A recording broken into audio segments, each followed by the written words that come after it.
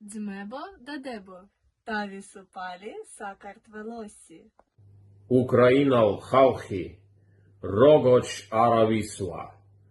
გრძნობს იმას რაც ახლა გვენს გვერდში გდება და გამოხატავ ცხამს მհართა შევას სიხვანოს დაპატიებოს სცენას იბრძოლოთ რადგან მხოლოდ აჩეში შესაძლებელი დავამხოთ ჩვენი საერთო მტრის